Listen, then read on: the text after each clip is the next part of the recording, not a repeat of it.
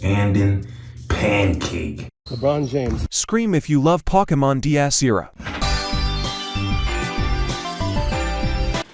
In 1997, some Japanese dude was like, today I will make the best-selling media franchise of all time. And so Pokémon Red and Green were released in Japan, fixed, translated, and released as Pokémon Red and Blue in the rest of the world, kickstarting one of the longest-running video game series of all time. Pokémon Black and White 2 is the best Pokémon game, but more importantly, it was the final mainline Pokémon game released on the Nintendo DS. The Nintendo DS for a handheld had a remarkable lifespan, with its online servers only getting shut down in 2014, almost 9 years after its initial release, and it was one of Nintendo's best-selling consoles of all time.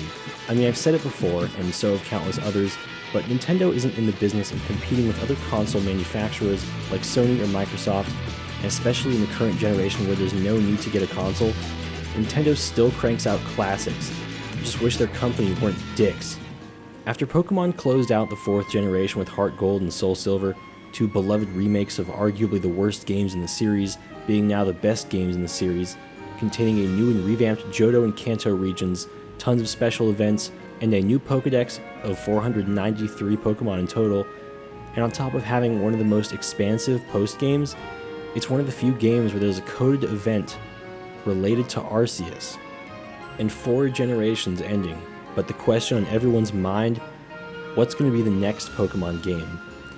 And so Game Freak went back to the classic strategy, 150 Pokémon in a new region, new route numbers to seem far away and disconnected from the other games, locking all non-Unova Pokémon to the post-game, revamping the 2.5D animations often used, revamping the DS art style of Pokémon, giving everything that little bit more body it needed for things to really pop, one of the coolest mechanics ever in Seasons, and an attempt at a cohesive and engaging story that's a little bit more intriguing than just, hey, surprise, evil team want legendary, which they do, but like I said, there's more effort to it here.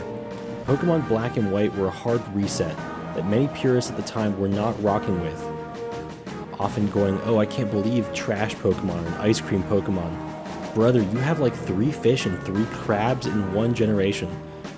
And besides, half of the Gen 1 sprites were stolen from Dragon Quest anyway.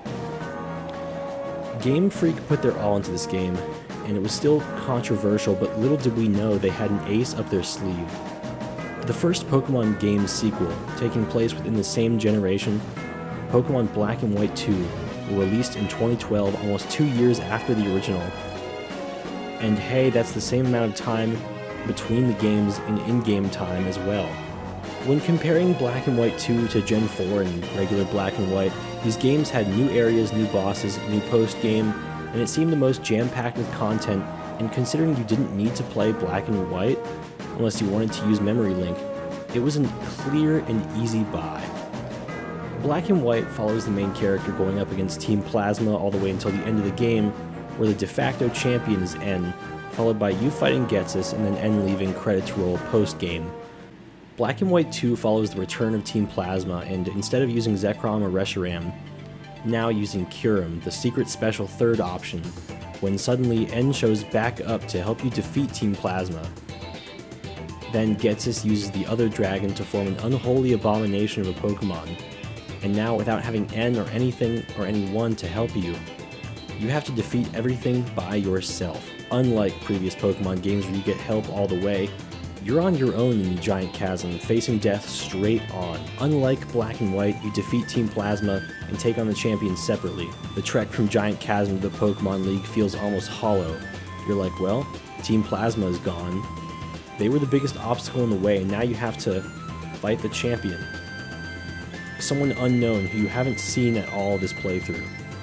And let's be honest, it's probably not Alder, because he's washed up. Realistically, who could it be? Anyway, as you go through Victory Road to the Pokémon League, forming the ultimate team combination and defeating anyone in your way with exceptional ease, you're here at the Pokémon League, and there's this moment. You made it here on your own. 5 trainers stand before you, and the ultimate goal of being the best is within your grasp. Upon defeating the Elite Four and taking the elevator down, you're greeted with a staircase to where the champion is, and you walk in and bam, surprise, it's Iris. You meet her like once in this game, so I can't blame you for not knowing that it would be her, but for like real, there's no way this did not come out of nowhere for some people who played this. And let's talk about her team. This team, in my opinion, is one of the best of any champion, alright? It's not Cynthia team, but it's like a tier below.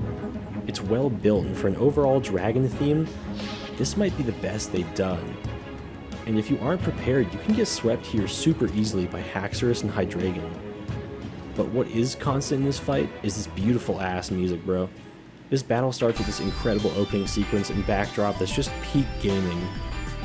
Like this is where DS gaming peaked in my humble opinion. Like right here, nothing is better than this ever. This theme is great for a few reasons. I mean, it sounds optimistic, but really it's the conclusion. The conclusion to Gen 5, the conclusion to a new formula, the conclusion to your journey, but also the conclusion of Pokémon on the Nintendo DS, the system that brought the franchise to its greatest success yet. It's an homage and a sign-off to an era unlike any other before or since. It's a time capsule to a point in time unlike any other for the franchise, one that has only started getting its props as people my age who were introduced to Pokémon through Black and White have grown older and recognized it as a higher quality generation game than initially thought by washed up Gen 1ers. This fight and this battle is a culmination of the series. The pinnacle of game design, and this incredible theme is the perfect send-off. I really don't know how to describe it more than that. But is it really that good? I don't know. Why am I here even analyzing an average to good game from 12 years ago for any other reason than nostalgia? Functionally, all Pokemon games are basically the same, so is there really a difference? How could a frivolous sequence of ones and zeros, no different from the last, really make such a nostalgic connection? I don't know. I wasn't a fan of Pokemon until 4th and 5th grade, long after everyone else in school was already in tune with it. I bought this game for a little too much money at the time, and more than it was worth for $80 in 2013, which I guess collectors nowadays would kill for, but at the time, a purchase like that was all the money in the world I had access to. Pokemon Black and White 2 represents a quieter time in my life.